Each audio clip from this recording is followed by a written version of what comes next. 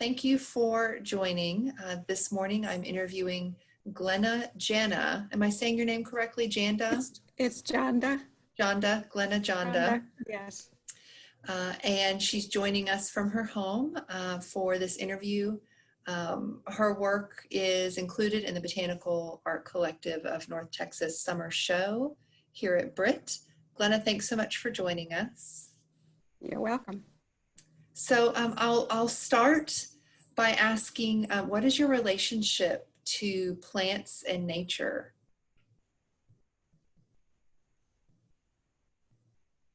And I know there's a connection between the work you have in the show and the Botanic Garden here. So I wonder if you can talk a little about that.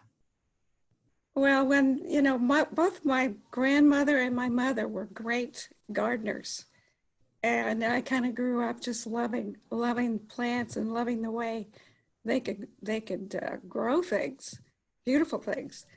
And I don't have a green thumb, but so I went into art.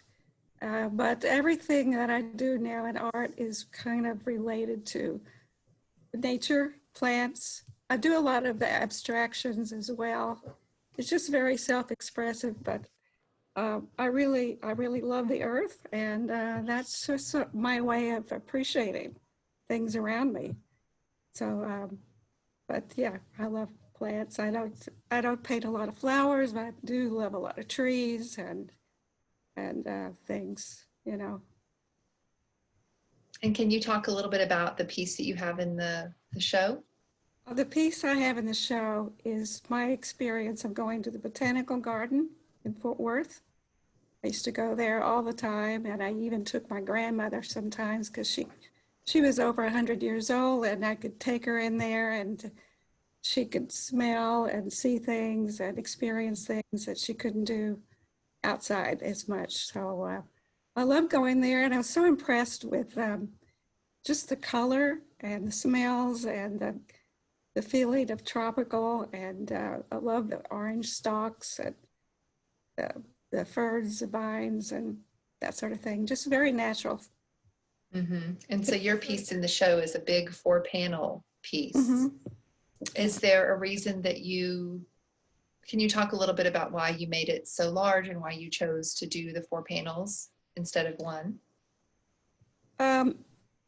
Just because I have a very small studio and I wanted to do bigger works, but sometimes it's difficult. So I decided the best way is to take 4 panels, paint them, and then that would create a larger wall.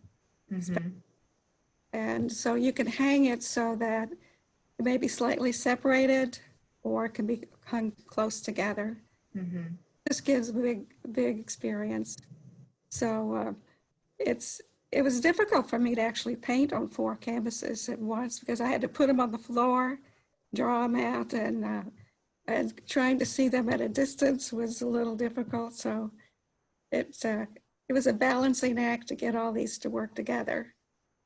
Well, I think you succeeded. It's a wonderful piece. Could you talk a little bit about your process? You did just now about, you put it on the floor, you draw it out. Yeah. So that tells me that you're working from photograph, correct? Yes. Well, what I do is I'll go to a place and I'll take a picture just with the phone or something simple. And then I do drawings first to kind of figure out what I want in composition. And then when I start painting, I put down a lot of paint, just background. This is oil that I worked in. Okay. And so each process it's slower than working with acrylics. So I put down a lot of texture first, and I create a kind of a mood first, and then I go in and I draw it. But like I said, in this case, I have to put them on the floor, do my drawing down there, and then just balance them out so they work together. Mm-hmm. I keep add paint until I get the effects I want. It takes a while. It's a slow process for the oil. Mm-hmm. Yeah, especially for something that large. Yeah. And individually, each of the panels work separately.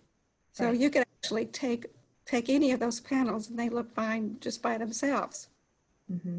So 4 look great. It makes a big experience, but just one, you can get, it's a nice composition just with one section. Mm-hmm. So you were saying it's a tropical plant, so I'm guessing you found that plant in our conservatory. Mm-hmm. Yeah. Yeah, okay. Okay. Yeah, so that was closed for several years due to damage of the glass, and then we were I able to know. get that restored and opened it not too long ago. So it's Yes. like a tropical kind of a paradise in there. Well, that's where I got the idea for that.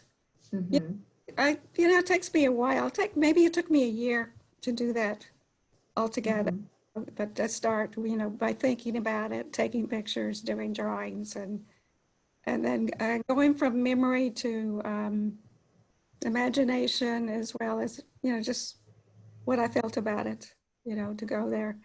And yeah, it was, I've been there many times when it was open, and, the butterflies have been in there sometimes. I've Mm-hmm.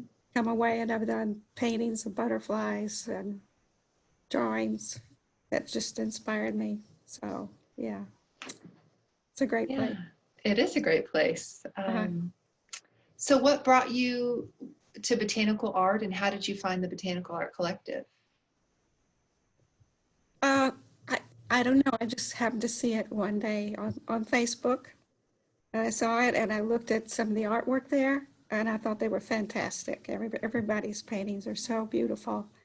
And so that's what I decided to join, because I think some of the artists there are so fantastic. They just do beautiful work.